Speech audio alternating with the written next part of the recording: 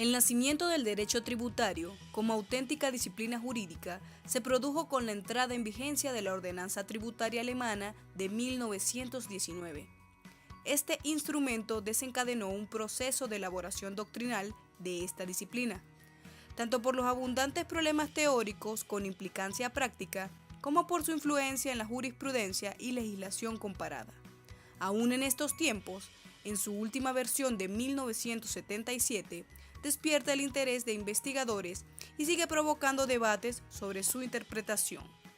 En primer orden, es preciso establecer la definición del derecho tributario. Según Moya Millán, es el conjunto de normas jurídicas que se refieren a los tributos, reglamentándolos en sus diversas formas. El maestro von Rausch considera que el derecho tributario es la rama del derecho financiero que se propone estudiar el aspecto jurídico de la tributación en sus diversas manifestaciones como la actividad del Estado, las relaciones de éste con los particulares y las que subsisten entre estos últimos. En cuanto al objetivo del derecho tributario, es estudiar las instituciones y las normas jurídicas que regulan los tributos y su recaudación.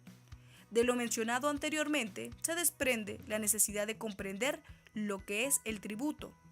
Sainz señala que se entiende por tributo toda prestación patrimonial obligatoria habitualmente pecuniaria establecida por la ley, a cargo de las personas físicas y jurídicas que se encuentren en los supuestos de hecho que la propia ley determine, y que vaya dirigida a dar satisfacción a los fines que el Estado y a los restantes entes públicos estén encomendados.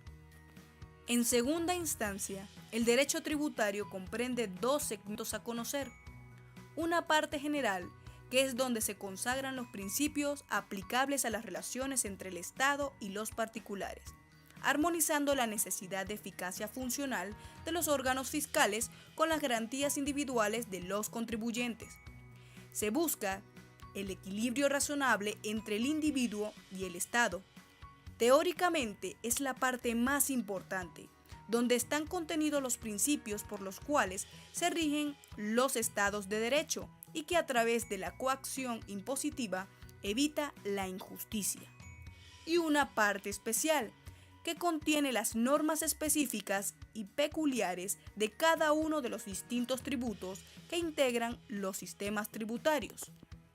A su vez, se ha discutido si el derecho tributario es autónomo en relación con otras ramas del derecho. Existen posiciones divergentes sobre este punto.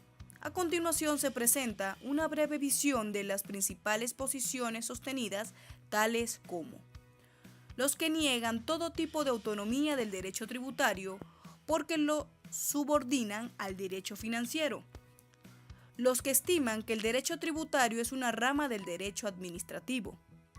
Los que consideran al derecho tributario material, tanto didáctico como científicamente autónomo. Y por último, los que afirman su dependencia con respecto al derecho privado y le conceden al derecho tributario un particularismo exclusivamente legal. Por otra parte, las fuentes del derecho tributario es el conjunto de normas compuestas por las valoraciones, principios morales, doctrina, jurisprudencia, entre otros, que determinan la voluntad del legislador, contribuyendo a dar contenido a las normas jurídicas. El Código Orgánico Tributario venezolano, en su artículo 2, expresa las fuentes de esta rama del derecho. Así se tiene las disposiciones constitucionales, los tratados, convenios o acuerdos internacionales celebrados por la República, las leyes y los actos con fuerza de ley, los contratos relativos a la estabilidad jurídica de regímenes de tributos nacionales, estatales y municipales, las reglamentaciones y demás disposiciones de carácter general establecidas por los órganos administrativos facultados al efecto. Ahora bien, debemos preguntarnos, ¿qué pasa con la analogía? ¿Es una fuente del derecho tributario venezolano?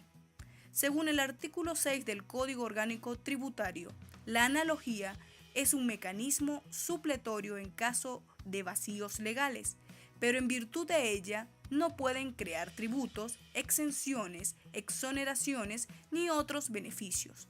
Tampoco tipificar ilícitos ni establecer sanciones. Otro punto importante son los principios en los que se basa el derecho tributario, los cuales son el principio de legalidad, el principio de generalidad, el principio de igualdad, el principio de progresividad, el principio de la justicia tributaria, el principio de la no confiscatoriedad, el principio de la no retroactividad, el principio de prohibición de impuesto pagadero en servicio personal. En este mismo orden de ideas, la continua búsqueda de métodos de interpretación más flexible es la eterna lucha por la justicia como suprema aspiración del derecho. Teniendo en cuenta que el artículo 5 del Código Orgánico Tributario plasma que la interpretación de la norma tributaria se realiza en función a todos los métodos admitidos en derecho, atendiendo a su significado económico, llegando a resultados restrictivos o extensivos. En función a esta norma jurídica, pareciera ser que en principio, al prevalecer el significado económico, se deja a un lado las teorías que defienden que las normas tributarias, en caso de duda, se interpretan en contra del fisco o a favor del fisco.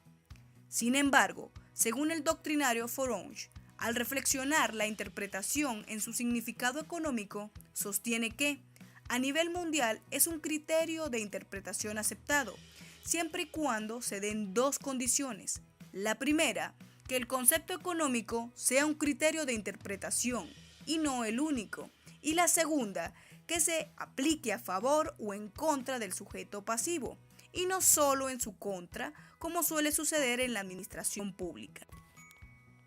Existen los siguientes métodos mencionados a continuación.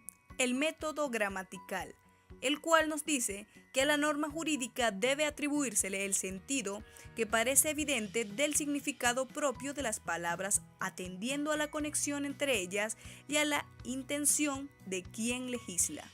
El método lógico subjetivo fija que el intérprete debe averiguar la intención del legislador para atribuírsela como sentido de la ley.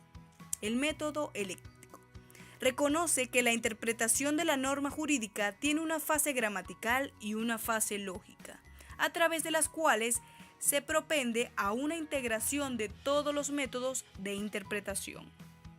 Avanzando en nuestro razonamiento, otro punto a tocar es la vacatio legis, entendiéndose como el lapso entre la fecha de publicación de la ley en Gaceta Oficial y la entrada en vigencia.